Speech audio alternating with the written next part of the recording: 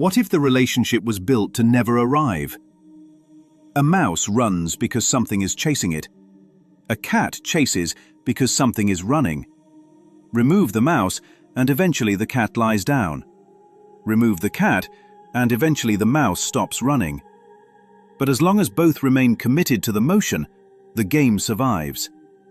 Not because either side is winning, because the movement itself has become the identity. And nowhere is this more psychologically invisible than romance. Not love, romance. Because romance, in the ego's hands, is often not about union at all. It is about tension, distance, interruption, uncertainty, reactivation, emotional instability. Almost. The phone lights up at 1:14 in the morning. The stomach drops before the screen is even unlocked. A single text message suddenly changes the emotional temperature of the entire body.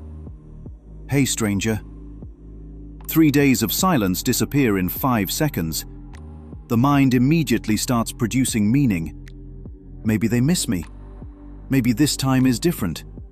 Maybe the connection is real. Maybe the distance made them realize something. And just like that, the nervous system reattaches itself to hope. Not peace. Hope. That is the loop.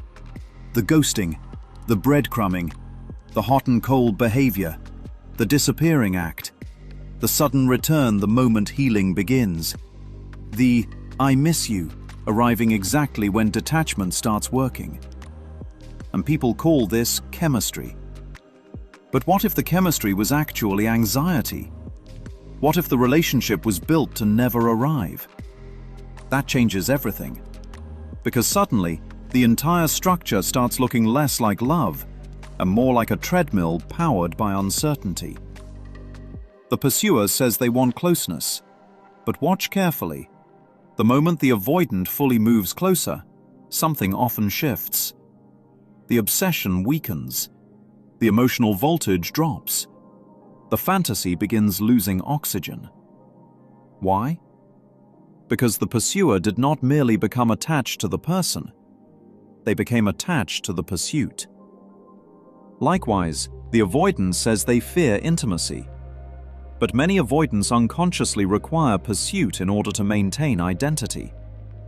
If nobody is chasing them, desiring them, trying to win them, something inside begins to feel absent. So the pursuer needs distance, and the avoidant needs pursuit. The instability becomes the glue. That is why so many modern relationships seem suspended in permanent incompletion. Endless talking stages, endless situationships, endless emotional ambiguity, endless timing issues, endless almost relationships that somehow never become real, yet never fully disappear either. The relationship survives through continuation, not completion. Just like outrage cycles, just like political media, just like prison contraband loops. Imagine a prison where no contraband ever entered again. No raids, no searches, no emergency alarms, no shakedowns, no seizures. Eventually, the emotional rhythm of the entire institution changes. Certain roles lose meaning without the constant reappearance of the problem. Now look at modern romance.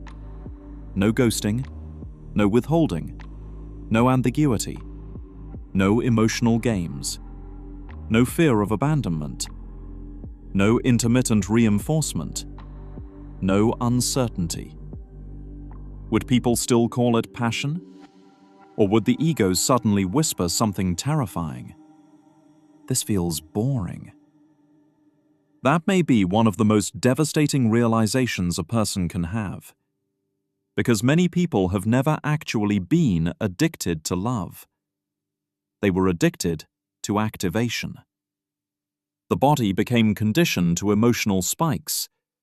The nervous system became accustomed to tension. Peace started feeling emotionally empty. Calmness lacked stimulation. Availability lacked fantasy. Stability lacked projection. Distance became erotic. The ego loves almost because almost can be endlessly projected upon. Fantasy thrives in incompletion.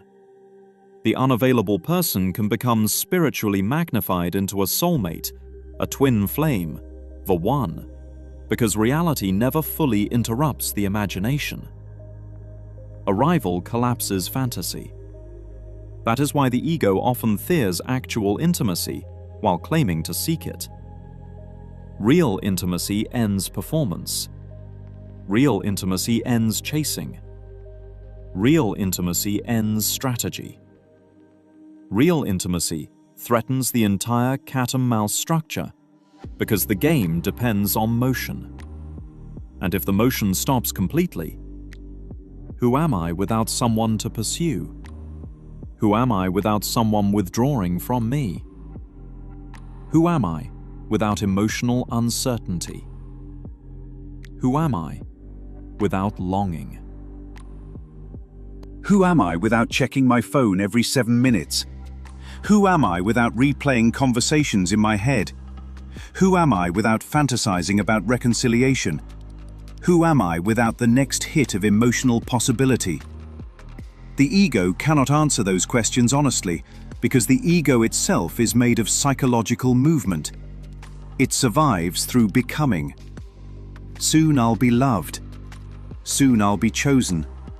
Soon I'll be complete. Soon they'll return. Soon they'll realize my worth. But soon never arrives. That is the mechanism. And underneath all of it sits one of the deepest illusions of the human experience: the belief that bodies can complete separation. Yet no two bodies have ever actually touched. Not truly. Signals fire. Sensation appears. Interpretation arises. Meaning gets projected onto experience.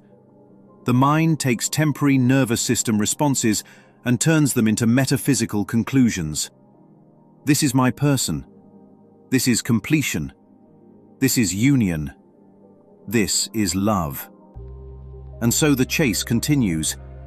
Not because fulfillment is arriving, but because the ego survives through the pursuit itself. The cat needs the mouse. The mouse needs the cat. And if nobody was running, and nobody was chasing, the entire identity organized around pursuit might disappear along with the game.